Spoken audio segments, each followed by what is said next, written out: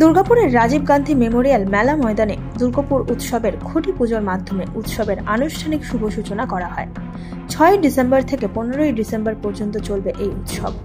খুঁটি পুজোর অনুষ্ঠানে উপস্থিত ছিলেন পঞ্চায়েত গ্রাম উন্নয়ন মন্ত্রী প্রদীপ মজুমদার, পশ্চিম বর্ধমান জেলার সভাপতি নরেন্দ্রনাথ চক্রবর্তী, প্রশাসক মণ্ডলীর সদস্যরা এবং চেম্বার অফ কমার্সের কর্মকর্তারা।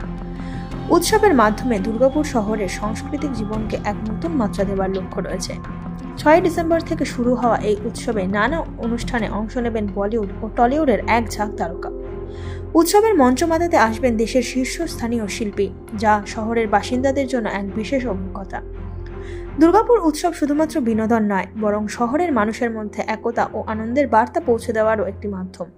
স্থানীয় শিল্প ও সংস্কৃতির প্রদর্শনীর পাশাপাশি শহরের বাণিজ্যিক দিকেও উৎসবের মাধ্যমে নতুন দিগন্ত উন্মোচিত হবে। আরও খবরের আপডেট পেতে সাবস্ক্রাইব করুন আমাদের ইউটিউব চ্যানেলটি আর বেল আইকনে ক্লিক করুন নোটিফিকেশনস পেতে।